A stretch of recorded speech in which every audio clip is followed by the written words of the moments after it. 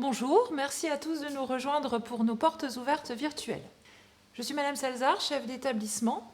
Un établissement qui compte 1107 élèves, encadré par 67 enseignants et 16 personnels qui vont intervenir au niveau du secrétariat, au niveau de l'encadrement en vie scolaire. Il y a également une directrice adjointe, Madame Mawar, qui est aussi responsable de niveau, plus 2 autres responsables de niveau, une au niveau 5e, 4e et une personne au niveau 3e. Vous aurez l'occasion de les découvrir au cours des différentes interventions. Durant ces portes ouvertes, vous allez pouvoir découvrir la journée d'un collégien qui entre en classe de 6e. Vous aurez également l'occasion de voir nos différents projets comme les éco-délégués, les dominantes, mais aussi les activités que nous pouvons proposer sur la pause méridienne.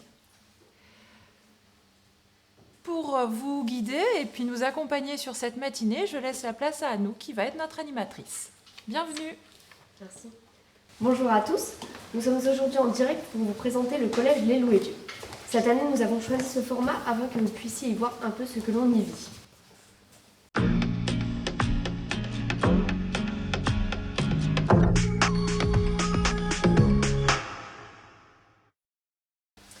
Vous êtes des élèves de 6e. Il y a un an, vous étiez en attente de cette rentrée au collège. Comment vous l'avez vécu ? Bien, très bien. C'est super, c'est incroyable de venir ici. Et voilà, c'est très bien.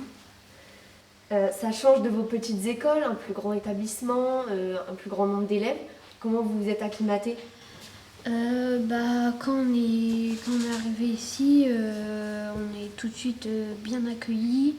Les profs, ils nous encadrent bien pour comprendre le fonctionnement d'une journée qu'on va faire dans l'année. Le premier jour, c'est toujours un peu stressant. Comment ça s'est passé pour vous ? Ça s'est très bien passé. C'était un peu stressant au début, mais on était encadrés des profs et d'élèves de 3e et 4e qui nous ont encadrés toute la journée pour savoir comment ça allait se passer. Et comme ça, la journée suivante, tout s'est bien passé, on savait le dérouler et voilà. Aujourd'hui, avec une année de recul, comment allez-vous au sein du collège ? Est-ce que vous avez des regrets ? Eh bien, moi, je n'ai aucun regret. Ça se passe super bien et puis voilà. Content d'avoir fait cette rentrée au sein de ce collège ? Oui, je suis très content.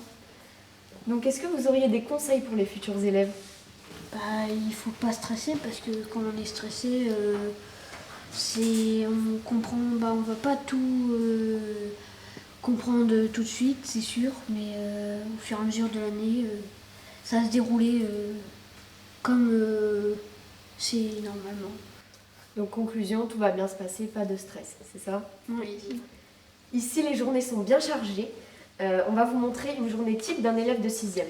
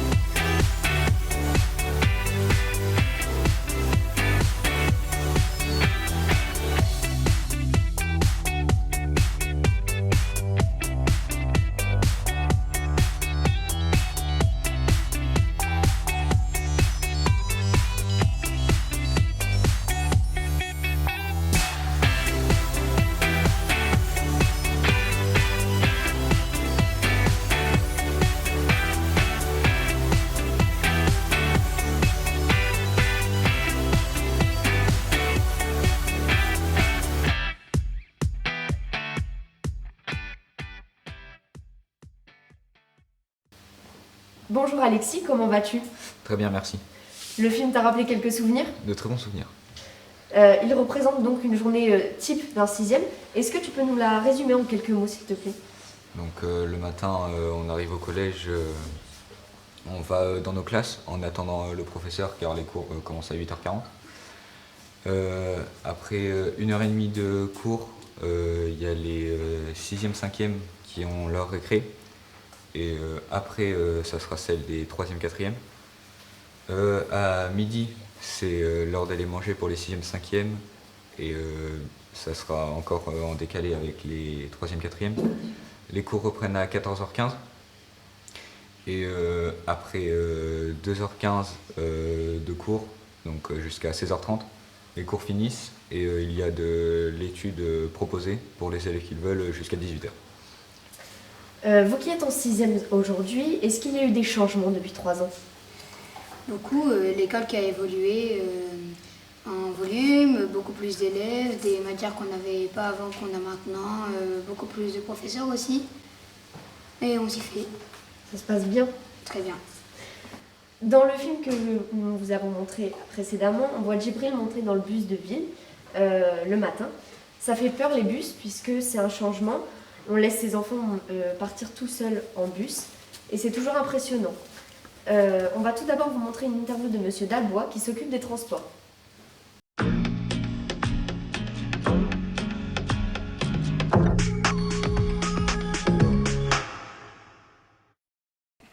Alors, pour obtenir une carte de transport, il y a 2 possibilités et ça dépend de votre lieu d'habitation. Soit vous habitez la communauté urbaine d'Arras, soit vous êtes hors communauté urbaine. Et à ce moment-là, vous dépendez de la région. Pour les cartes de la région, vous devez faire votre demande sur Internet, sur le site pas-de-calais.transportscolaire.haute-france.fr et on vous donnera les dates de l'inscription. Et donc, après avoir fait cette demande sur le site de la région, vous recevrez chez vous une carte passe-passe qui sera valable pour toute la scolarité. Donc, surtout, tous les ans, il faudra bien la garder. Et elle sera mise à jour avec les informations à chaque rentrée. Sinon, si vous habitez dans la communauté urbaine d'Arras, vous avez le choix entre 2 cartes. Vous avez la carte de transport scolaire qui est gratuite, mais qui ne permet qu'un aller-retour par jour de cours. Cette carte, c'est un imprimé à se procurer au collège, à remplir, et nous le renvoyons à la CUA, qui créera votre carte et la mettra à disposition à l'agence Artis à la fin du mois d'août. Ou sinon, deuxième solution, vous avez la carte jeune, qui permet d'utiliser tout le réseau Artis, tous les transports, tous les jours de l'année, donc très pratique pour se rendre en ville, pour aller voir les grands-parents ou les copains pendant les week-ends ou même les vacances. Cette carte se fait directement à l'agence Artis qui est place de la Gare et elle coûte 30 € pour l'année complète. De toute manière, le collège vous enverra toutes ces informations courant mai de l'année de rentrée. Vous pourrez les retrouver également sur notre site internet, dans l'onglet Vie au collège transport, et également sur le site des bus Artis et les transports de la région. Le premier jour, vous venez de découvrir un établissement. Comment se passe le départ en bus le premier jour? Personnellement, j'étais très stressée. Je pense que pour tous les élèves, c'était pareil. J'avais jamais pris le bus toute seule avant. Sauf que, heureusement, il y avait là, on était bien rassurés parce qu'il y avait des pancartes devant les bus pour nous indiquer lequel c'était. Est-ce qu'il y a eu des élèves qui n'ont pas réussi à prendre leur bus? Non, je n'en ai pas vu, mais il y avait des surveillants pour nous surveiller. Et si on n'arrivait pas à prendre notre bus ou si on ne le trouvait pas, ils venaient vers nous et nous reconduisaient vers notre bus. Quand je dois prendre le bus à 16h30, où est-ce qu'il faut que j'aille? Je peux aller soit dans la cour ou soit dans le parking devant le collège. Cela dépend de ma ville. Merci. Si je reviens sur le film de tout à l'heure, Louis, tu es en 6e, y a-t-il des changements? Beaucoup. Il y en a très beaucoup. Il y a plusieurs trucs, comme j'ai dit tout à l'heure, il y a l'école et tout ça, mais il y a aussi un nouvel ajout, les tablettes. C'est un très bon ajout et voilà. En effet, c'est un gros changement, les tablettes. Et pour en parler, on accueille Madame Gaillan et Madame Mawar.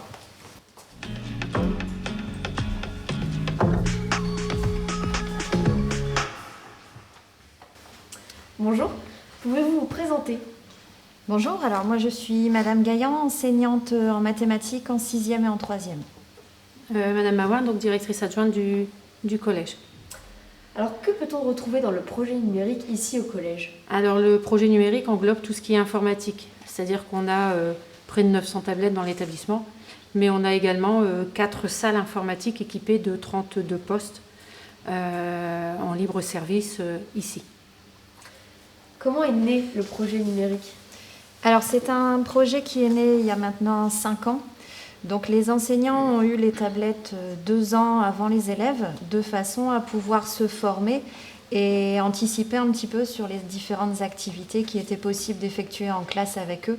Donc il y a vraiment eu un gros travail de formation de leur part pour pouvoir mener à bien ce projet. Et maintenant, est-ce qu'en classe, vous utilisez tout le temps l'iPad? Non, on écrit encore sur des cahiers, mais c'est plus interactif avec le cours par exemple des QCM en ligne. Moi, je trouve ça plus interactif. Vous diriez que ce nouvel outil a apporté quoi dans vos classes? Alors je dirais qu'il a apporté beaucoup plus d'interactivité entre les enseignants et les élèves. C'est un moyen aussi de communiquer plus facilement avec eux. Et puis on sent une envie de leur part de se mettre réellement au travail. Ça change beaucoup plus du cahier et du papier. Et ça a amené aussi une grande diversité des activités. Donc vraiment un travail qui est autre que celui qu'on faisait auparavant. Est-ce que vous avez eu connaissance de dérives avec la tablette? Non, on ne peut pas dériver parce que toutes les applications pédagogiques sont déjà installées sur la tablette. Sur Internet, des sites sont bloqués et notre historique est enregistré. Vous diriez que ça a apporté quoi à votre scolarité du coup? C'est beaucoup plus facile pour communiquer avec les professeurs et le poids du sac a beaucoup diminué. Donc l'an prochain, tout l'établissement est équipé? Oui, les 4e de cette année vont monter en 3e avec leurs tablettes, donc l'an prochain les 4 niveaux seront équipés de tablettes. Et du coup pour les jeunes qui arrivent en septembre à la rentrée, comment ils vont faire pour s'acclimater? Comment ça se passe avec la tablette? Des ateliers le midi sont mis en place par des tuteurs de 5e et 4e pour faciliter les 6e à utiliser la tablette. Et dès leur arrivée en 6e, nous les aidons à mettre en place cet outil. Vous auriez quelque chose à rajouter, mesdames? Non, tout à l'heure, Emilia vous parlait de tuteurs. En effet, ils sont présents aussi le premier jour parce qu'on remet la tablette aux futurs 6e le jour de rentrée. Et les élèves de 5e, 4e leur donnent un coup de main pour dire de prendre possession de ce nouvel outil pédagogique. Merci beaucoup. Merci. Si nous explorons de nouveaux horizons, que peut-on faire ici au collège?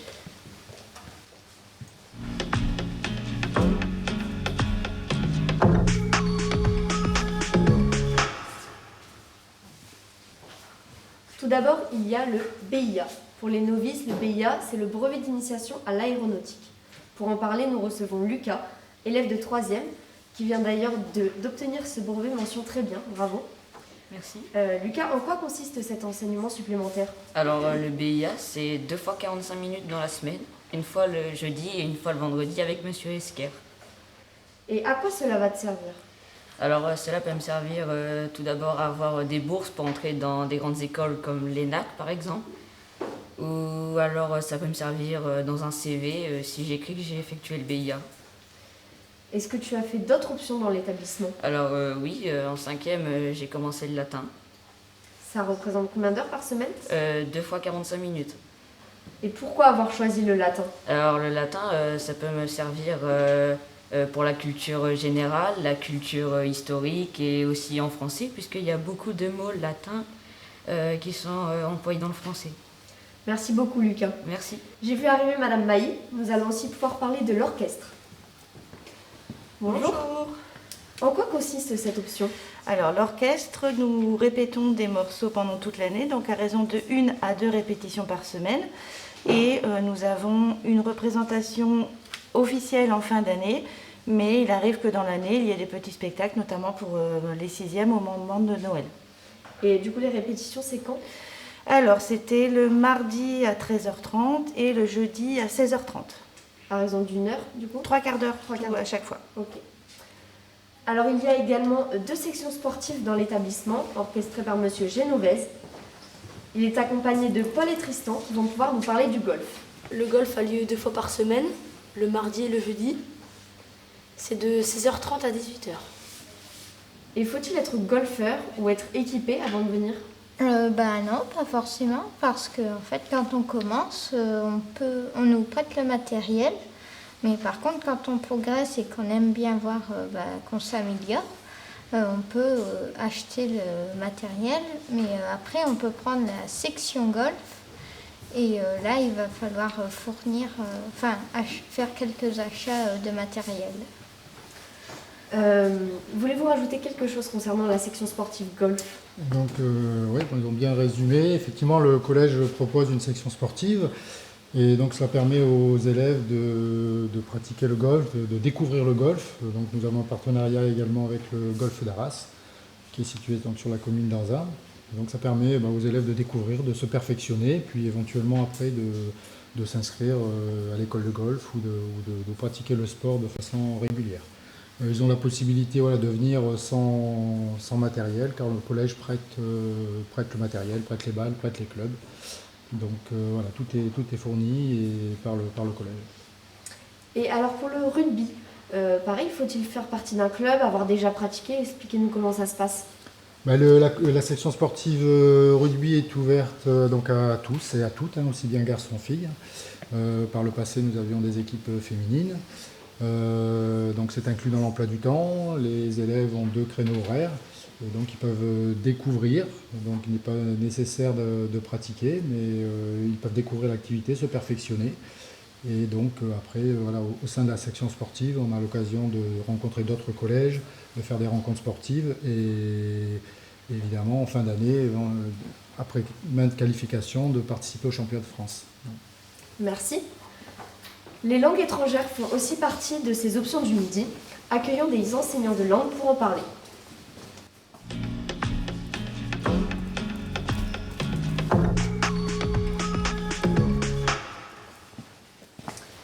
Alors, que se passe-t-il en langue le midi au collège? Alors donc en langue, le midi, les élèves de 6e notamment vont pouvoir choisir d'aller en initiation en espagnol que j'enseigne ou alors en chinois. Le midi, il y a aussi l'option euro pour l'anglais, l'espagnol et puis l'allemand, n'est-ce pas? Oui, alors ce sont des créneaux horaires qui ont parfois besoin d'être dégagés de l'emploi du temps classique, puisque les élèves viennent de différentes classes. Donc il faut trouver un moment commun pour pouvoir leur enseigner, tout simplement. Donc c'est principalement les options et les options d'initiation en 6e et les options de section européenne. Et concernant l'initiation, donc je ne l'ai pas dit, mais c'est vraiment une simple initiation, une familiarisation en fait avec les sonorités de la langue, un petit peu d'apport culturel, et puis donner quelques premières bases pour peut-être, dans mon cas pour l'espagnol, peut-être après choisir à partir de la 5e l'espagnol. Voilà. Alors, grande inquiétude des futurs élèves, le niveau d'anglais. À la rentrée, que se passe-t-il pour eux en début d'année, s'ils n'ont pas fait d'anglais par exemple? Alors on va les rassurer tout de suite, il n'y a vraiment aucune inquiétude à avoir, puisque même si depuis quelques années maintenant l'anglais est une matière qui peut être enseignée en primaire, on a l'expérience d'accueillir des élèves qui viennent d'une dizaine au moins d'écoles primaires au sein de notre collège, et selon les établissements d'où ils viennent, certains en ont fait un peu, beaucoup, pas du tout, ou de manière irrégulière. Donc pour permettre de mettre tout le monde sur un pied d'égalité, on fait presque comme s'ils n'en avaient jamais fait. Ça permet donc de rassurer ceux qui vraiment n'auront pas pu suivre des séances d'anglais en primaire. Et puis ça permet aussi de rassurer ceux qui en ont déjà fait, puisque en général, la classe de 6e, c'est beaucoup de découvertes en même temps, et donc ça leur permet d'être rassurés dès le début, et puis ensuite on avance évidemment dans le programme de 6e. Et vous les garçons, quelle a été votre appréhension en arrivant en septembre concernant l'anglais? Quand je suis arrivée en anglais, j'ai eu Madame Bouklifa en anglais, donc elle est arrivée, elle nous a dit peu importe le niveau, on va commencer comme si personne n'en avait fait d'anglais. Bon, ceux qui en avaient fait, c'était bien pour eux. Moi, j'avais fait une leçon, donc voilà, j'avais pas les notions de base en anglais. Et donc après, ça s'est déroulé au fur et à mesure de l'année. On a appris des leçons, mais il faut apprendre régulièrement tout ce que la professeure a nous donné. Parce que si on apprend, par exemple, une semaine j'apprends et puis l'autre semaine j'apprends plus, ça va faire un décalage et à un moment on aura plus de trucs à apprendre. Et en éval, si on n'a pas appris, c'est la catastrophe. Et après, vu que j'ai eu Madame Bouklifa, certains avaient un meilleur niveau d'anglais que moi en entrant en 6e.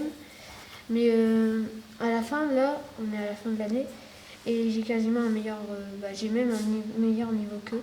Et certains élèves, pareil, se sont bien débrouillés. Vous avez bien eu les bases, vous avez pu reprendre tout sur un même pied d'égalité. Oui, en précisant qu'évidemment, tous les enseignants de toutes les classes de 6e travaillent dans le même sens. Oui. Pouvez-vous nous parler de la place des langues dans l'établissement, plus généralement? Alors, c'est une place de plus en plus grande, parce qu'on a encore des projets, mais bon, ça reste projet, donc on ne va pas développer ce matin. Depuis au moins une trentaine d'années, Monsieur Waterloo, professeur d'allemand, avait mis en place un échange avec la ville d'Herten. Donc là, évidemment, ces 2 dernières années, la situation sanitaire ne nous a pas permis de mettre en place tous les projets que l'on peut mettre en place concernant des séjours ou échanges avec l'étranger. Donc il y a ces séjours ou échanges que l'on propose. Alors en 6e, ça n'est pas un séjour ou un échange longue durée, évidemment, c'est une sortie d'une journée, quelquefois 2 jours, en général en fin d'année scolaire, pour leur permettre justement d'acquérir les bases que peut-être ils n'ont pas encore eu ou qui peut-être étaient fragiles, donc leur permettre d'avoir un niveau, on va dire, avec un bagage un petit peu plus important. Donc ça, c'est principalement en classe de 6e. En classe de 5e, les élèves qui suivent la dominante Tea Time, dont on va parler plus tard, ont la possibilité de séjourner une petite semaine en Angleterre pour leur permettre de mettre une réalité sur les apprentissages, parce que c'est classiquement un projet qui est travaillé autour de Harry Potter. Donc les élèves ont l'occasion de visiter le site dédié à Harry Potter, mais également vivre en famille. Donc ça, c'est un séjour.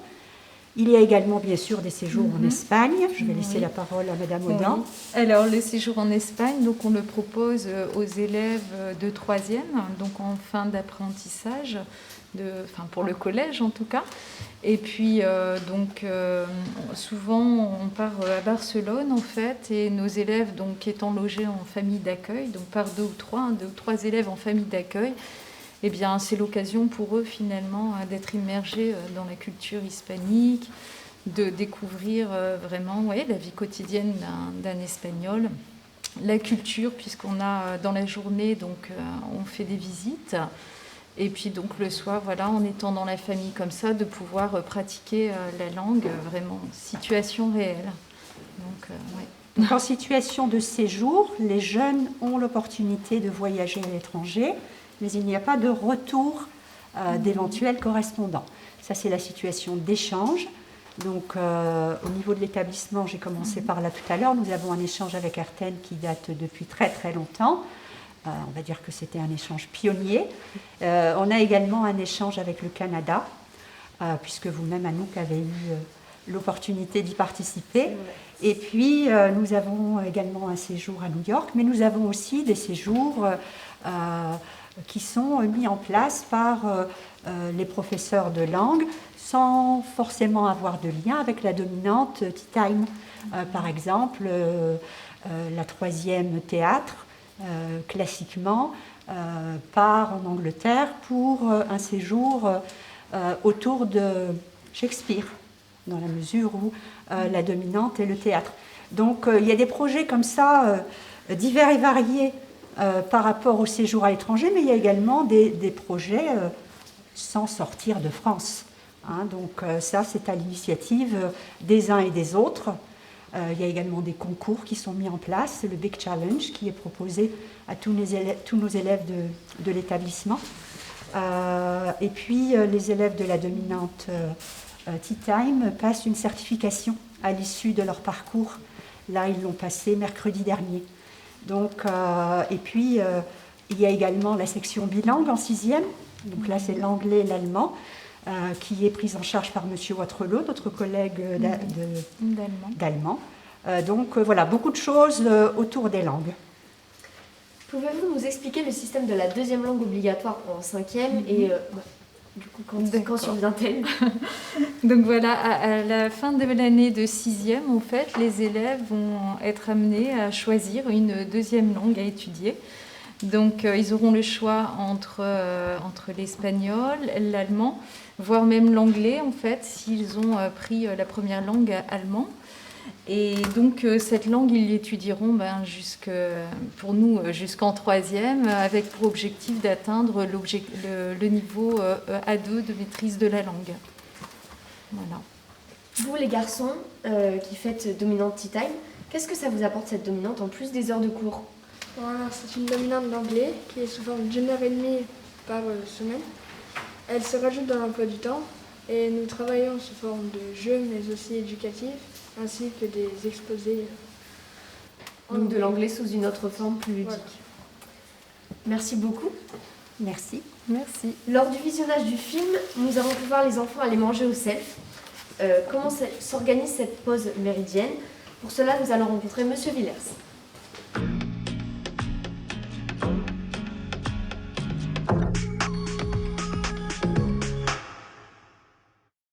Bonjour Monsieur Villers. Bonjour Anouk. Vous êtes CPE ici dans l'établissement. Pourquoi ce choix de différencier les horaires du midi et des récréations en fonction du niveau? Il faut savoir qu'ici, on travaille en séquence de 45 minutes, que le timing est revu et corrigé. C'est plus du 60, c'est du 45. On a aussi l'avantage d'avoir des bâtiments architecturaux très pragmatiques où on peut faire des ensembles niveaux, donc des ensembles d'âge, 6, 5, 4, 3. Et ça nous permet de faire ce que j'appelle 2 collèges en un, 2 collèges d'environ 550 gamins. Donc en fait, à chaque mouvement, comme les récréations, les temps du midi, ça fait moins de monde sur la cour, moins de monde dans les lieux communs, donc davantage de tranquillité, davantage de sécurité et aussi un respect des tranches d'âge en fait et des centres d'intérêt entre jeunes. Que peuvent faire les jeunes sur ce temps libre du midi?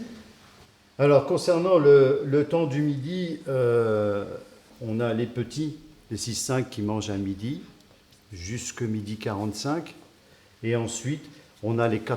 On a vraiment dissocié un ensemble de pavillons, j'appelle ça pavillon en fait.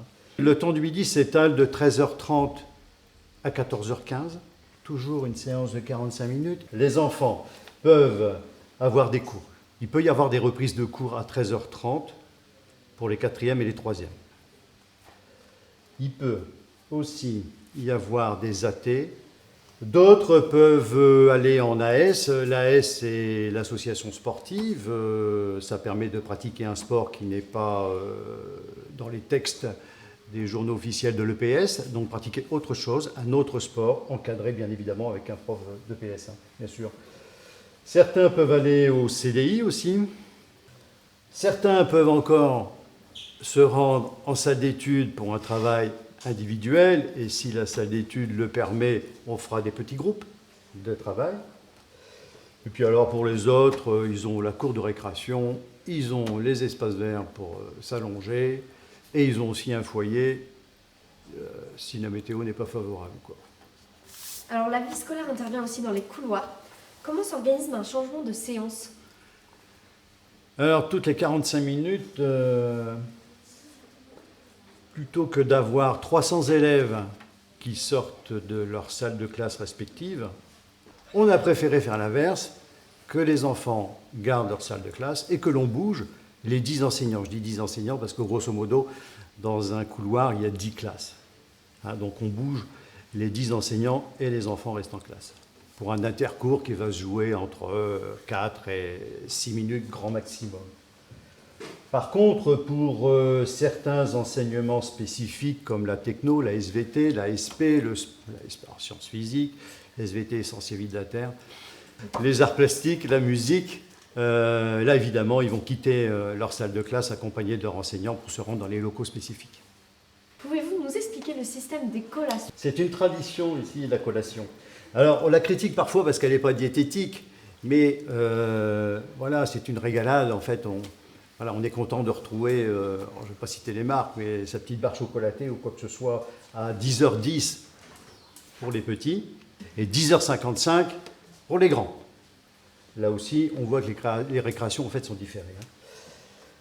Alors, le principe est simple, chaque classe va aller chercher sa collation au self, va la ramener en classe et distribuer sous la houlette de l'enseignant de l'instant en fait. Et puis après, direction la cour de récréation. Ici au collège, on a l'opportunité d'aller en études. Comment cela fonctionne-t-il? L'étude, ça peut être une séquence de 45 minutes inscrite dans l'emploi du temps de la classe. L'élève et la classe donc, va se rendre dans la salle prévue à cet effet, va travailler individuellement et en silence, parce que cette salle peut accueillir jusqu'à 120 personnes. Par contre, quand le nombre d'élèves est correct, on peut autoriser le travail de groupe ou alors quitter cette salle par petits groupes d'élèves pour aller travailler dans une autre salle appropriée et bien évidemment surveillée. Cette salle est ouverte de 8h40 à 18h et elle accueille en permanence, puisqu'ici nous avons 38 classes, donc il y a un mouvement perpétuel de 8h à 18h, un mouvement qui s'opère. Enfin, je dis 18h, grosso modo 16h30, c'est la fin du cours. Elle accueille aussi lors des absences d'enseignants. L'établissement met tout en œuvre en fait pour assurer la continuité pédagogique lors des absences d'enseignants. Et par rapport à cette salle d'études, il est vrai que un élève peut se retrouver en études suite à une absence de prof en fin de journée. Et que là, en fait, il est hors de question de quitter l'établissement. Hein, c'est aussi, comment dirais-je, l'ADN de chez nous. Alors, avant 8h40 et après 16h30, quelles sont les possibilités pour un élève? Les élèves peuvent arriver dès 7h30. Ils vont se rendre au foyer.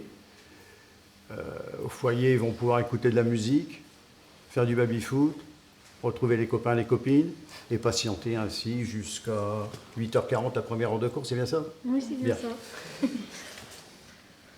Après 16h30 et la ronde des bus, il y a une étude aussi qui permet d'accueillir ceux qui partent plus tard. Les parents viendraient les rechercher aux alentours de 17h30 ou 18h. Il peut aussi y avoir des cours de langue européenne qu'on n'arrive pas à placer entre midi et 2. Il peut aussi y avoir les répétitions de l'orchestre à ce moment. Et aussi du sport. D'autres AS qui sont proposés le soir. Pour souvenir, cette année, on a l'escalade, le golf et un accès, bien entendu, au CDI. Cette présentation de la pause méridienne a, je l'espère, permis de répondre à vos interrogations. Mais ne vous inquiétez pas, vous y ferez vite. Il est maintenant temps de rencontrer l'infirmière préférée du collège, Madame Ledru. Afin de faire plus ample connaissance, nous allons voir une vidéo réalisée par des élèves. Bonjour Madame Ledru. Bonjour. Quel est le rôle de l'infirmière au sein du collège? Donc mon rôle, c'est de veiller au bien-être des élèves. Donc pour ça, je les accueille, je les écoute.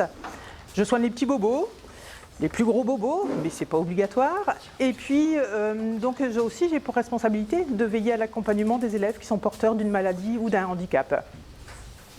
À quel moment les élèves peuvent-ils venir vous voir? Donc je suis présente au collège tous les jours, de 8h à 17h. Alors je préfère accueillir les élèves donc, pendant les temps de pause, pendant les récréations. Ça évite comme ça de louper des cours. Mais sinon, je suis présente donc toute la journée, il n'y a pas de souci. Menez-vous des projets auprès des élèves? Alors oui, je participe à des projets, donc pour répondre à des demandes, à des besoins des élèves. Par exemple, il m'arrive d'intervenir en classe pour parler de diététique ou du tabac, de l'alcool. Pour les élèves de 3e, donc je propose les formations PSC1, c'est-à-dire la formation aux gestes de premier secours. Et puis aussi, on monte des projets quand on voit qu'il y a un besoin particulier. Par exemple, pour des élèves trop stressés, on peut proposer des ateliers de sophrologie ou autres. Voilà. Bonjour Madame Ledru. Bonjour. Autre petite question, si je fais des allergies ou si j'ai un souci médical, comment c'est géré au collège? Donc on peut établir des PAI, c'est-à-dire un projet d'accompagnement individualisé. C'est pour les élèves qui ont un problème de santé de longue durée. Donc ça se fait sur la demande de la famille ou avec son accord. Pour ça, on l'établit avec plusieurs intermédiaires. Donc tout d'abord, les médecins qui suivent l'élève. Donc ces médecins d'abord confirment la maladie ou le handicap par des certificats ou des bilans. Et puis, ils nous proposent aussi un protocole de soins ou des adaptations à faire au sein de l'établissement. Donc il y a une rencontre avec la famille, avec des intervenants aussi extérieurs, ou par exemple dans le cadre d'allergies alimentaires, avec le service de restauration. Et puis donc on regarde si on peut répondre favorablement à ces exigences, à ce protocole de soins ou à ces aménagements. Et puis on écrit ce que l'on va pouvoir faire dans l'établissement et on le soumet ensuite à l'inspection académique et ce sera signé par un médecin scolaire. Les élèves ont aussi l'occasion de préparer le PSC1 au sein du collège. Nous retrouvons donc M. Villejeuf qui coordonne cette formation pour nous en dire un peu plus. Alors à qui s'adresse cette formation et quand se déroule-t-elle?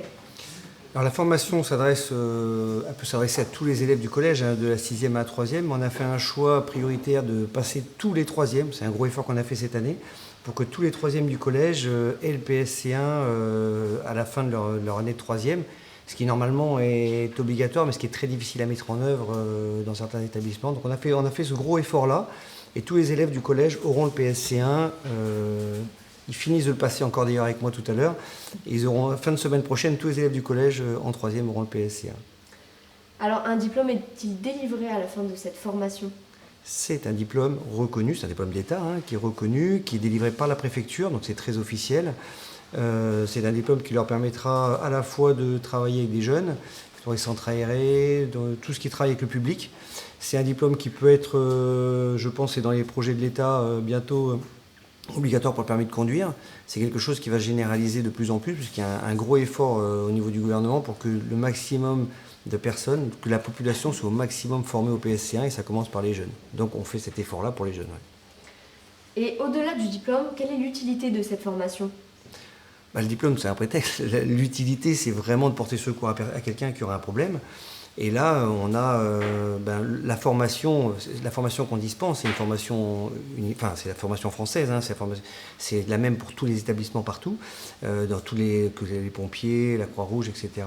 On balaye sur plein de champs, à la fois la prévention, à la fois la protection, l'alerte, savoir intervenir en cas d'étouffement, de traumatisme, d'hémorragie, de brûlure, d'arrêt cardiaque.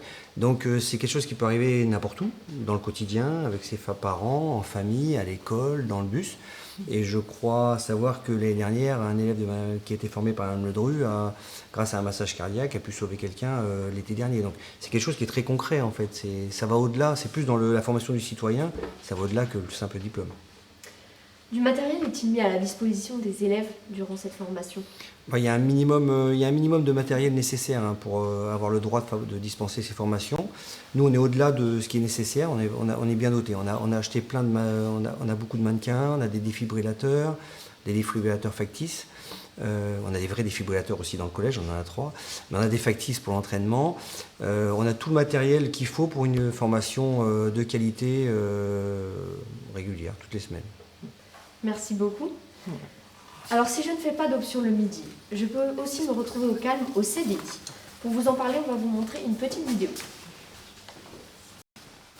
Et bienvenue au CDI. Alors le CDI, c'est le Centre de documentation et d'information.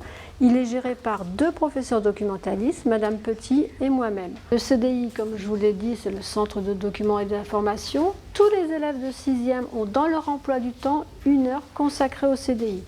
On les forme à la recherche documentaire.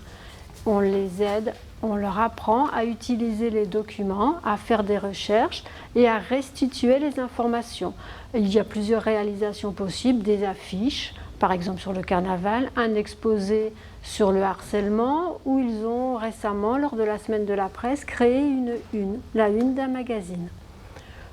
Tous les élèves ont accès au CDI pendant leurs heures de perm ou avec leurs professeurs pour faire un travail de recherche.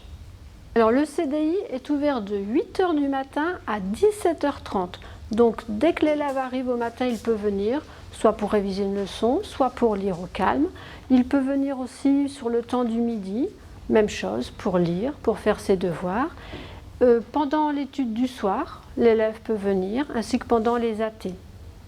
Les documentalistes, notamment Madame Petit, proposent aussi des ateliers créatifs autour du livre où on va créer un marque-page, faire des poèmes. Et le soir, pendant l'étude, c'est une étude plusieurs fois par semaine sans écran où on fait des jeux de société. Le BDIO, le Bureau de documentation et d'information sur l'orientation, c'est donc l'ensemble des documents concernant l'orientation professionnelle et scolaire. Les élèves peuvent venir nous demander conseil, ils peuvent venir consulter la documentation ONICEP et ponctuellement, des parents d'élèves tiennent une permanence. Louis, Paul, Thomas, comment occupez-vous votre temps libre du midi? Alors nous pouvons aller aux AT pour nous aider par rapport au travail. Nous pouvons aller au CDI comme on peut le voir, ou nous pouvons aller dans la récréation pour aller s'amuser avec les personnes qu'on aime bien et pour se défouler. Alors les AT, c'est important, même que nos cartes. Est-ce que vous pouvez nous définir les aides au travail ici dans l'établissement? Oui, alors les aides au travail ont lieu 4 jours par semaine, le lundi, le mardi, le jeudi et le vendredi, de 13h25 à 14h10. Alors elles concernent surtout les matières à fort taux horaire, comme par exemple le français, les mathématiques, l'histoire-géographie ou les langues étrangères. Les élèves participent à ces aides au travail sur la base du volontariat, sauf si l'enseignant décide qu'il est nécessaire, donc il peut aussi imposer cette aide au travail s'il pense que c'est vraiment nécessaire pour l'élève. Et il n'y a surtout pas d'inscription en fait préalable, donc les élèves peuvent se rendre directement dans ces aides au travail. Alors ces élèves donc sélectionnent en général les matières dans lesquelles ils éprouvent où ils ont des besoins. Alors soit une leçon, une notion ou peut-être une consigne qui n'a pas été comprise.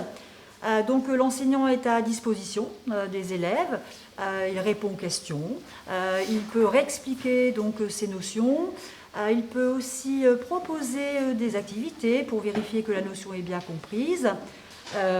Et puis voilà, donc l'élève, alors les élèves aussi peuvent réviser une leçon, par exemple, ils peuvent travailler avec un camarade, et ils peuvent aussi parfois mener à bien un projet qui n'est pas terminé. Voilà, donc il y a plein de possibilités, mais surtout l'enseignant est à disposition des élèves. Et puis voilà, c'est un lieu en fait où on peut échanger, chose qu'on ne peut pas forcément toujours faire en classe, et prendre le temps de réexpliquer et s'assurer que la notion est comprise. Après, l'enseignant peut aussi aider l'élève à s'organiser dans son travail, vérifier par exemple, regarde dans ton cahier de texte, est-ce que tu as préparé ou est-ce que tu as terminé ton travail pour demain, qu'est-ce qu'il te reste à faire, est-ce que tu peux réviser une leçon pour cet après-midi parce que tu as une évaluation. Voilà, donc il y a plein de possibilités. Louis, toi tu vas en quel AT? Je vais plus en maths et en histoire-géo parce que j'ai plus de difficultés et c'est bien pour s'avancer pour la semaine ou le lendemain. Et tu as l'impression qu'aller en AT, ça t'a aidé? Ça m'a aidé, j'ai eu des meilleurs résultats et maintenant c'est mieux. Merci beaucoup. Durant cette pause méridienne, il y a quand même un lieu important, c'est le self. Alors, est-ce qu'on y mange bien? Alors oui, on y mange bien, tout est varié, il y a beaucoup de repas maison.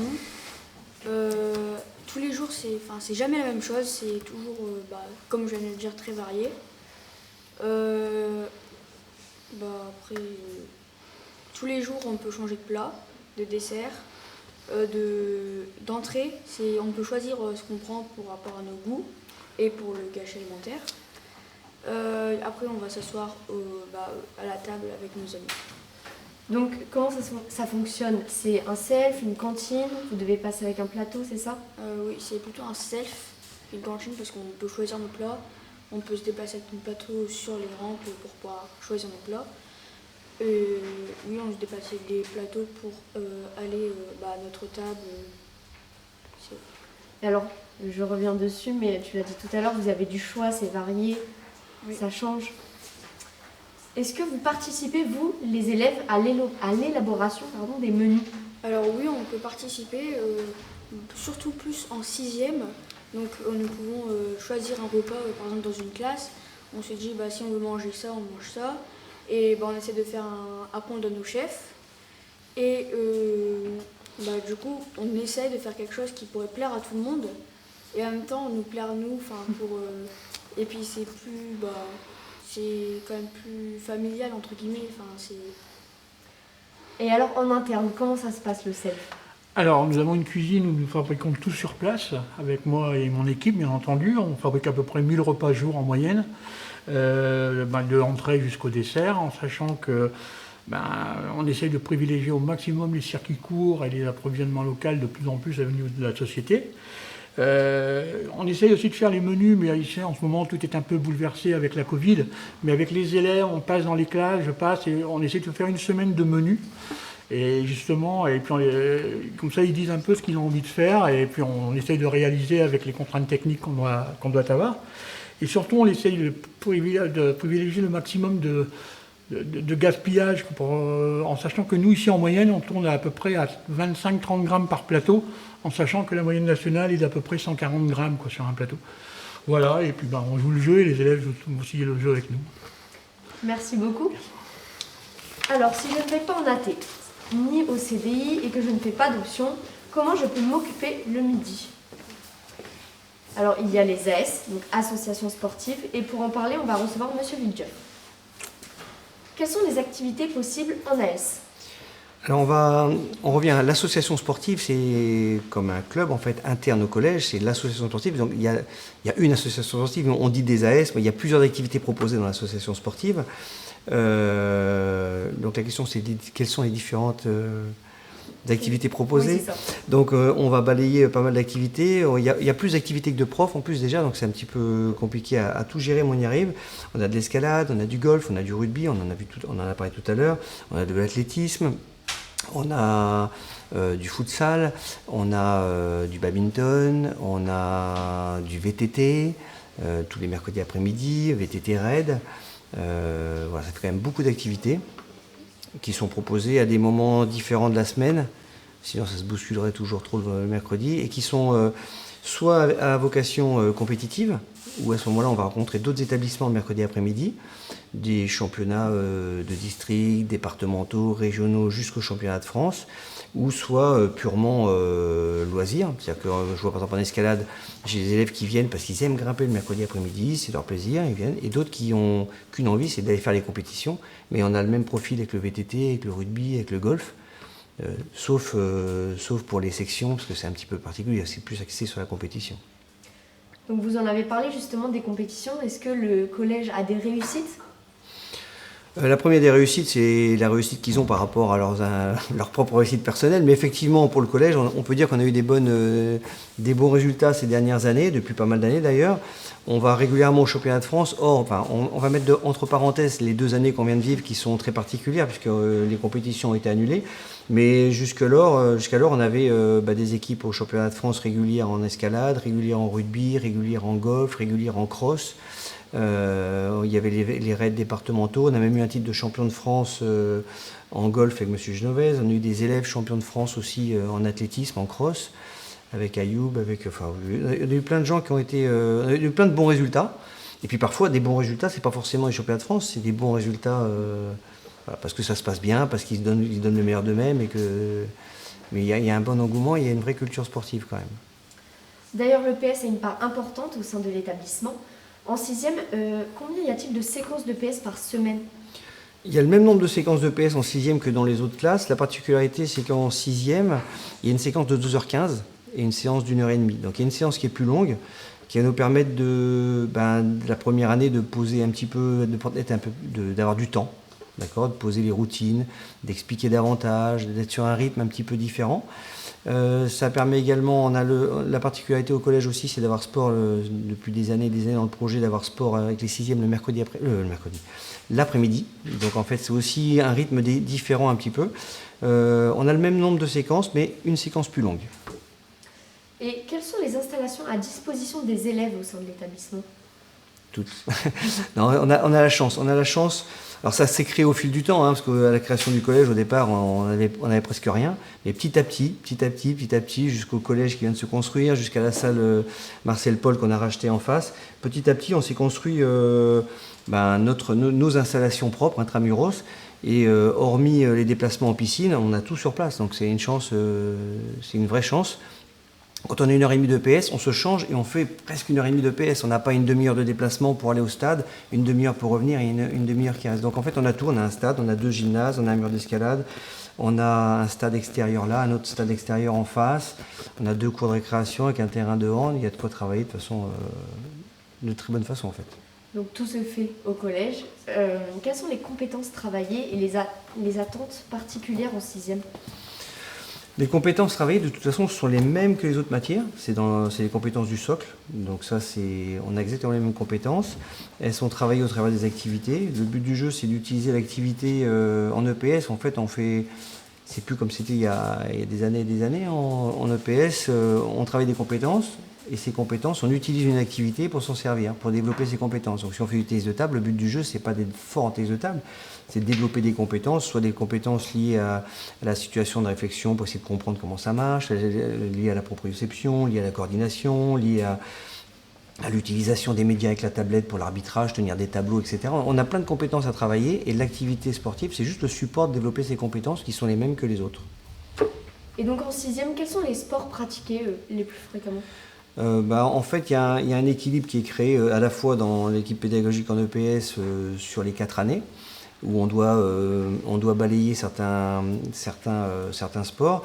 L'idée, c'est de dire que les sports c'est comme si c'était des tiroirs, c'est comme si c'était rangé dans les tiroirs. Il y a le tiroir des sports collectifs, le tiroir des activités des sports de combat, des activités de pleine nature, athlétique, etc.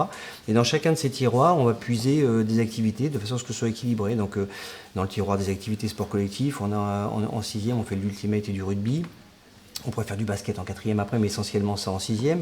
On va faire dans le tiroir de l'athlétisme, on va faire essentiellement de la vitesse relais en 6e. En sport d'activité de pleine nature, on va faire de la course d'orientation et de l'escalade. On va pas faire de sport de combat en 6e, je crois que c'est plus en 5e. Voilà, on balaye un petit peu de la meilleure façon toutes ces activités. Un élève qui est dispensé, qu'est-ce qu'il doit faire? Quelle démarche doit-il entreprendre? C'est très vague. En fait, l'élève, déjà premièrement, il peut être bien le matin et le sport l'après-midi et pas être bien l'après-midi. Donc il y a une relation de confiance qui s'instaure avec lui, ça peut arriver. Auquel cas, on va demander à ce qu'il y ait un mot des parents le lendemain pour être sûr que les parents étaient au courant de la situation. Après, il peut y avoir une dispense qui est plus une inaptitude qu'une dispense. C'est-à-dire que si c'est du jour au lendemain, les parents peuvent faire un mot et puis si c'est une fois, ça passe. Si c'est régulier, il faudra un mot du médecin et puis qui va déterminer ce que l'enfant peut faire parce qu'il n'est pas inapte à tout faire. Des fois, on a des élèves qui ont des problèmes de genoux, des problèmes de croissance. Ils peuvent peut-être pas courir, mais ils peuvent faire la course d'orientation en marchant, ils peuvent arbitrer, ils peuvent avoir des rôles sociaux dans la classe, participer à la vie de classe et avoir des différents rôles sans pour autant être dispensés. On va plus parler d'inaptitude avec des aptitudes partielles et c'est bien à ce moment-là aussi que le médecin marque ce qu'il peut faire et ce qu'il ne peut pas faire et nous on adapte toujours, mais que l'enfant vienne avec nous, c'est important. Les garçons, vous faites tous du sport en AS ou en option, mais est-ce que dans le collège, il y a un autre cadre où vous pouvez en faire? Moi je suis en sport, donc par rapport aux autres classes, j'ai 1h30 de sport en plus par semaine. Donc pendant ces 1h30, ça permet d'approfondir les sports qu'on voit en cours normaux ou bien de découvrir de nouveaux sports. Par exemple, cette année, on a réussi à aller faire du paddle et du kayak. Donc c'est vrai que c'est toujours bien et puis ça renforce les liens de la classe. Donc justement, pour parler de ces dominantes, nous allons recevoir à nouveau Monsieur Vildjof et Madame Boukhelifa.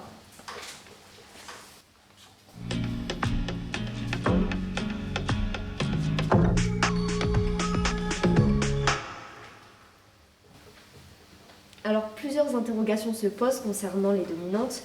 Quand ont-elles lieu? Est-ce obligatoire? Est-ce dans l'emploi du temps? À quoi servent-elles? Alors, elles sont effectivement obligatoires.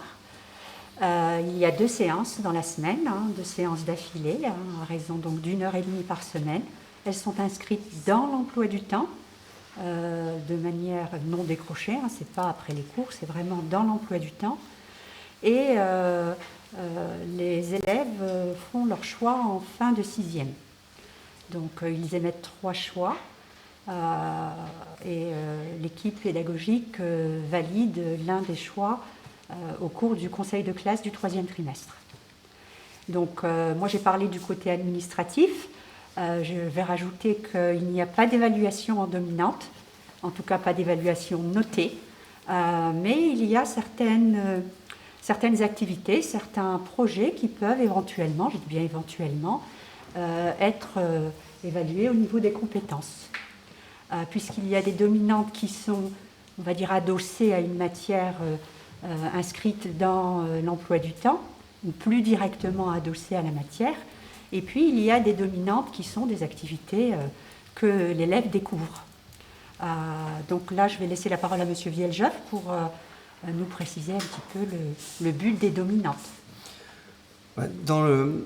Pour avoir été depuis longtemps au collège, les années passent, mais en fait, l'épanouissement de l'enfant, c'est quand même la valeur forte en fait, du projet éducatif du collège, du projet d'établissement. Et la réussite scolaire n'est pas la seule façon de faire épanouir un enfant. Effectivement, il peut s'épanouir avec la réussite scolaire, mais l'épanouissement, il y a un lien vice-versa. Et le projet de dominante est vraiment axé là-dessus. Et un élève qui va s'épanouir, un élève qui va être bien, c'est un élève qui va mieux réussir également. Donc il y a, dans les 2 cas, on a eu des élèves qui ont été brillants et qui se sont épanouis aussi avec la dominante. On a aussi des élèves qui étaient en difficulté et qui ont tenu la tête en dehors de l'eau grâce soit au sport, soit à l'évasion, soit au théâtre, etc. Parce qu'on a tous besoin d'être valorisés dans ce qu'on fait, en fait. On peut pas, si on n'y arrive pas, il faut qu'on soit valorisé quelque part. Des fois, les enfants qui font les andouilles, c'est souvent les enfants qui ont besoin d'être valorisés parce qu'ils n'y arrivent pas autrement. Donc, les maintenir par le haut, leur donner des responsabilités, montrer qu'ils sont capables de faire quelque chose au travers d'une dominante, que ce soit monter sur scène en théâtre, à évasion, participer au sport environnement ou autre, c'est participer à son épanouissement et on est dans l'axe du projet, en fait. Donc à travers de projets qui sont mis en place à l'initiative des professeurs qui encadrent la dominante, bien souvent 2 professeurs encadrent la dominante, ça peut être un seul professeur, mais la majorité des dominantes sont encadrées au moins par 2 professeurs. Donc des projets qui sont à l'initiative de l'enseignant, mais qui parfois aussi peuvent être initiés par les élèves. Et donc ces projets sont généralement présentés ou vécus en fin d'année scolaire. Par exemple, demain, nous allons pouvoir assister à la représentation de la dominante évasion. Donc, une chose que je n'ai pas dit tout à l'heure, les élèves démarrent en 5e, ils poursuivent bien sûr en 4e et en 3e. Donc, la dominante évasion, principalement adossée à la musique par le biais du chant, de la représentation sur scène, le chant choral, la chorégraphie. Donc, les élèves vont présenter leur spectacle demain, ici au collège. Et les élèves des 3 années, 5e, 4e, 3e, et également les élèves de l'ULIS y participent. Combien y a-t-il de dominantes? Et il y a 9 dominantes. Et donc vous l'avez dit tout à l'heure, c'est les 6e qui font 3 choix, enfin qui demandent 3 dominantes. Voilà, c'est ça. Comment se passent les sélections? Alors, le premier choix est d'abord étudié au sein du conseil de classe, comme je l'ai dit tout à l'heure. Donc les professeurs émettent un avis par rapport aux capacités du jeune, par rapport à sa motivation. Il y a également, en général, les élèves font leur choix par le biais d'une lettre. Ils expliquent les raisons pour lesquelles ils voudraient être intégrés dans telle ou telle dominante. Donc ils doivent vraiment bien motiver leur choix. Et donc ces lettres sont parcourues au sein du conseil de classe. Et il faut savoir que la majorité de nos élèves obtiennent leur premier choix. Mais comme on a des impératifs au niveau effectif par rapport parfois à certaines dominantes, il y a un nombre d'élèves à respecter par classe, donc on est obligé parfois de proposer le 2e choix aux jeunes. Et statistiquement, en fait, on peut se rendre compte que les élèves à qui on a donné le 2e choix, Si on leur demande un an après s'ils veulent rechanger sur leur premier choix, généralement ils restent dans l'option de la dominante qu'ils ont pris, parce qu'en fait il n'y a pas une dominante qui est mieux que l'autre, mais une fois qu'on est dans une dynamique de classe, dans une dynamique de projet, que ce soit un projet, puis c'est quand même un deuxième choix, c'est quand même quelque chose qui l'intéresse, et j'ai rarement eu le cas d'élèves qui voulaient vraiment rechanger après, quoi. Oui, puis vous faites les sélections en fonction du profil de l'élève. Du profil, voilà. C'est pas une sélection, c'est par rapport au profil, son envie, sa motivation en fait. Alors vous les garçons, pouvez-vous nous parler de votre dominante? Qu'est-ce qu'elle vous a apporté? Donc moi je suis en dominante sport comme je l'ai dit tout à l'heure. Donc grâce à ma dominante, on fait beaucoup de sport collectif surtout. Donc c'est vrai que niveau social ça apporte quelque chose en plus. Bon, voilà. Moi et Quentin, nous sommes en dominante petite taille. Donc 1h30 d'anglais en plus sous forme de jeu, du coup c'est super, c'est totalement différent des cours d'anglais normaux et c'est beaucoup mieux d'apprendre. Et alors moi je suis en dominante sport-environnement, donc c'est un mélange entre l'environnement et le sport. Donc si on fait du sport, c'est du sport en relation avec la nature, donc par exemple l'escalade, du canoë, du tir à l'arc, toutes des choses qui sont un peu avec la nature. Une semaine sur deux on fait du jardin et l'autre semaine on fait du sport. Puis voilà. Donc si j'ai bien compris, les dominantes, ça permet de montrer un projet commun et de le suivre pendant 3 ans. Du coup, une classe représente une dominante et les élèves sont censés rester dans la même classe 3 ans de suite, c'est ça? Voilà, c'est ça. Alors il y a parfois, ça peut arriver, un élève qui se rend compte que ça ne correspond pas à ses attentes. Donc il peut éventuellement y avoir, on va dire, une bifurcation vers une autre dominante, mais ça reste vraiment exceptionnel. Et est-ce qu'il y a d'autres élèves qui se joignent aux classes? Alors je l'ai dit tout à l'heure en parlant du spectacle, les élèves de l'ULIS participent au spectacle puisqu'ils sont totalement intégrés à la dominante évasion. Pour nous parler du LIS, nous avons une petite vidéo de Madame Calens, la coordinatrice de ce dispositif. Bonjour Madame Calens. Qu'est-ce que l'ULIS? L'ULIS, c'est l'unité localisée pour l'inclusion scolaire. C'est un dispositif qui accueille des jeunes qui présentent des troubles des fonctions cognitives. Comment s'organise la scolarisation de ces jeunes? Les élèves sont inscrits dans une classe ordinaire qui correspond à leur classe d'âge. Ils y suivent des enseignements et se retrouvent pour des regroupements dans le dispositif ULIS. Combien de temps passe-t-il dans leur classe? Combien de temps passe-t-il dans le dispositif ULIS? Le temps de scolarisation en classe ordinaire est variable d'un élève à l'autre, mais tous les élèves doivent suivre tous les enseignements, que ce soit dans la classe ou dans l'ULIS. Que permet le dispositif ULIS? Donc le dispositif ULIS permet d'apprendre autrement. Chacun peut apprendre à son rythme. Il permet aussi l'appui aux enseignements reçus dans la classe de référence. Êtes-vous seule à accompagner ces élèves? Non, pas du tout. Je suis accompagnée par 3 AESH. Il y a une AESH collective pour l'ensemble du groupe et 2 AESH individuels. Les élèves se retrouvent-ils tous ensemble dans la semaine? Non, pas obligatoirement, mais nous essayons d'organiser dans l'année des moments de convivialité pour que les jeunes se sentent bien ensemble. Les familles peuvent-elles inscrire leurs enfants? Donc les jeunes doivent obligatoirement avoir une notification ULIS de la CDAPH. Ensuite, il suffit de prendre contact avec moi pour un premier rendez-vous. Je serai ravie de rencontrer toutes les familles. Alors dans l'établissement, est-ce qu'il y a d'autres projets que ceux réalisés avec les dominantes? Eh bien oui, il y a des projets de classe, des projets de niveau et des projets de pastoral. En effet, les projets sont fréquents dans l'établissement, pas le temps de s'ennuyer. Quand ce n'est pas au sein de la classe et mené par le professeur principal, c'est dans le cadre de la pastorale et mené avec Madame Rier.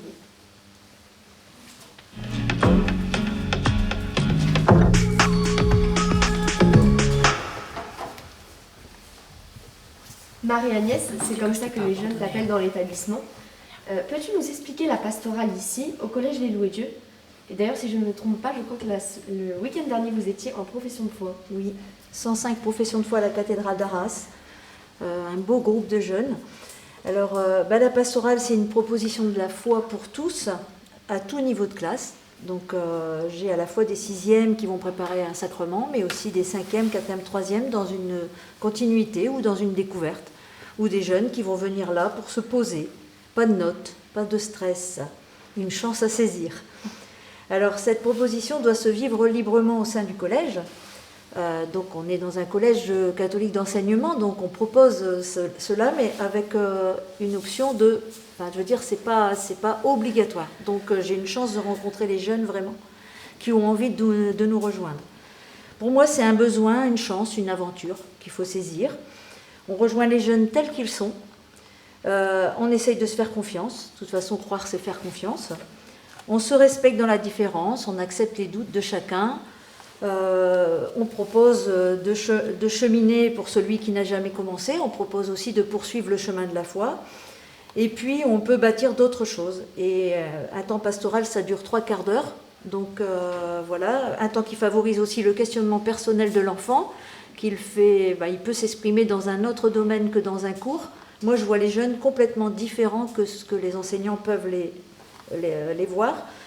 Et puis là, cette année, j'étais un petit peu, et l'année dernière, un peu frustrée de ne pas pouvoir poursuivre en 5e et en 4e des projets que j'avais abordés, c'est-à-dire dans la différence. Rencontre de personnes âgées, rencontre de jeunes sourds, rencontre de personnes en monde de handicap, un match handisport avec un match fauteuil-rugby, rugby-fauteuil. Voilà, ça s'est un peu arrêté, mais moi, je trouve que dans les groupes, là, cette année, je fonctionne normalement avec des personnes bénévoles qui peuvent venir faire un groupe de temps en temps. Là, personne n'a pu entrer dans le collège, donc ça a été un peu plus compliqué. Mais voilà, c'est un temps à saisir pour bâtir des projets ensemble, faire des rencontres diverses. Et puis, on peut accueillir des témoignages, découvrir les talents cachés de chacun. Et quand on fait une célébration, j'essaye d'utiliser aussi, enfin, utiliser, c'est pas le terme, mais d'aller prendre les dominantes, comme le théâtre, l'option orchestre, évasion, pour le chant. L'année dernière, les célébrations ont été filmées par la classe Com, et ça a permis aux parents de pouvoir être en lien avec la célébration qui a été donnée au moment de Noël. Voilà, essayer de travailler un petit peu ensemble, mais c'est pas toujours évident par rapport aux cours, et sinon on essaye de rencontrer les jeunes. Et justement, quand est-ce que ça se déroule, la pastorale? Alors 3/4 d'heure pour les 6e, assurément, par semaine, dans un temps de leur emploi du temps. Pour les 5e, c'est un peu plus compliqué vu leurs différentes options. Et pour les 4e, 3e, les 4e, je les retrouve un peu plus souvent. Les 3e, le projet de cette année, c'était qu'ils accompagnent les 6e dans un temps fort. Je n'ai pas pu le faire à cause de pas de mélange de classe et pas de... Voilà, puis des différentes petites choses comme ça. C'est vrai que depuis 2 ans, c'est un petit peu une frustration de ne pas pouvoir mélanger les classes et de pouvoir faire des projets ensemble. Merci. Madame Gaillan, vous avez conduit un projet de solidarité pour l'association Grégory Le Marchal cette année. Pourquoi tous ces projets? Alors c'est vrai que comme d'autres enseignants, j'ai choisi de mener un projet avec mes élèves de 6e. Je pense qu'il est important dans un établissement catholique de leur inculquer des valeurs comme le respect, l'entraide ou la solidarité, qui sont en plus intégrées dans notre projet d'établissement. Donc je pense que c'est important de leur montrer que par des petits gestes, on peut aider les autres. Et puis nous avons aussi habituellement un marché de Noël qui a lieu tous les ans et pour lequel les bénéfices sont reversés à différentes associations. Donc ça nous tient vraiment à cœur de pouvoir aider les autres. Et y a-t-il d'autres choses qui sont mises en place? Alors oui, on rebondit sur l'actualité. Cette année, en 6e, on a organisé en début d'année une pièce de théâtre sur le thème de la place des écrans dans les familles. Il y a quelques semaines, il y avait des gendarmes dans l'établissement pour des actions de prévention dans les classes de 5e, 4e sur les réseaux sociaux. Donc oui, des interventions, des projets, il y en a énormément. On est beaucoup dans la prévention et on essaye d'anticiper. Et les garçons, est-ce qu'il y a des projets qui regroupent tout l'établissement? Oui, totalement. Donc au SELF, il y a l'objectif 0 déchet. Donc c'est de faire le moins de déchets possible. Donc tout ce qui est alimentaire et aussi plastique. Et quelques jours par an, on pèse les plateaux de tous les élèves pour savoir la classe qui fait le moins de déchets. Nous allons donc parler de l'éco-collège maintenant.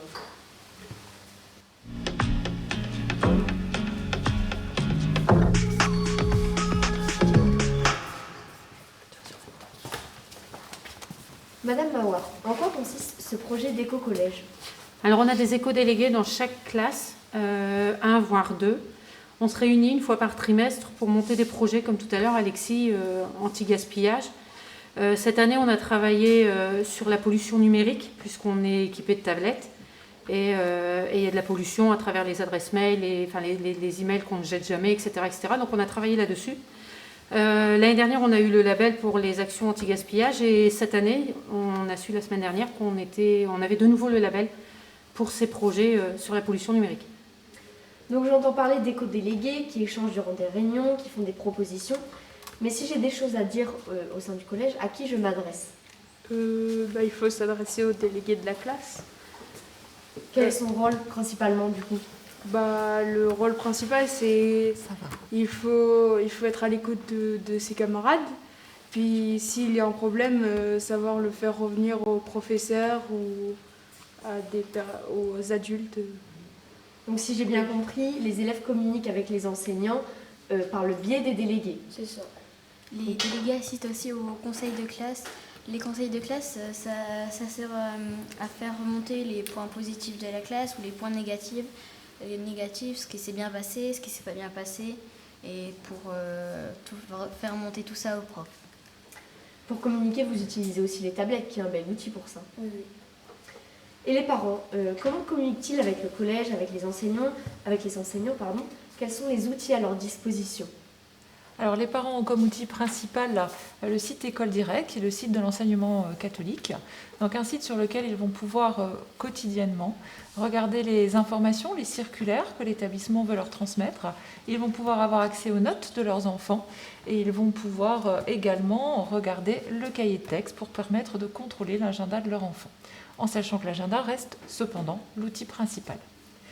Les parents peuvent également envoyer des mails au secrétariat du collège ou rencontrer les enseignants au cours des rencontres qui sont proposées 2 fois par an. Alors, École Direct, vous en parliez tout à l'heure, comment cela fonctionne-t-il pour les inscriptions? Alors, en début d'année, lorsque l'élève arrive en classe de 6e, il est remis un code personnel pour l'élève et un code pour la famille. Ce code va les suivre durant toute leur scolarité. Même s'ils vont au lycée, ce sera exactement le même code s'ils restent dans l'enseignement catholique. Alors, les jeunes qui nous regardent aujourd'hui sont dans des écoles primaires. Quels sont vos liens avec ces écoles? Alors, ils sont fréquents. Depuis la réforme de 2016, on fait partie du même cycle, le cycle 3, donc CM1, CM2 et 6e. Donc, on travaille ensemble. On les rencontre quand ils organisent des portes ouvertes, on fait le tour des écoles primaires pour aller rencontrer les collègues. Et puis, en fin d'année, on rencontre les enseignants de CM2 pour faire le point sur les jeunes qui arrivent chez nous et les accueillir au mieux. Donc ça fait pas mal de partenaires extérieurs. Oui. Pour clôturer cette émission, on va redonner la parole à Madame Salzar pour un dernier mot. Bien écoutez, je vous remercie d'avoir participé et suivi ce direct. J'espère que nous avons pu répondre à vos attentes, à vos questions. Je tiens également à remercier toutes les personnes qui ont participé à ce que ce moment se passe bien. Donc tous nos élèves qui sont venus et nos enseignants, mais également les personnes qui sont à la technique. Donc derrière les caméras, il y a 3 élèves et puis il y a Monsieur Morgan qui est responsable de l'informatique et de la section com et puis Madame Petit qui participe également à cette section et qui l'a accompagnée. Ça a été un énorme travail et on tient énormément à les remercier. Merci également à Anouk d'avoir été notre fil conducteur pour la matinée. Merci à vous. Merci à tous d'avoir suivi ce direct. Néanmoins, si vous l'avez rejoint en cours de route, sachez qu'il sera disponible en rediffusion sur la chaîne YouTube du collège. D'ailleurs, vous y trouvez déjà des films réalisés concernant les infrastructures ou des projets réalisés au collège. Et pour toute information sur les préinscriptions, vous pouvez d'ores et déjà contacter le collège. Voilà, merci beaucoup.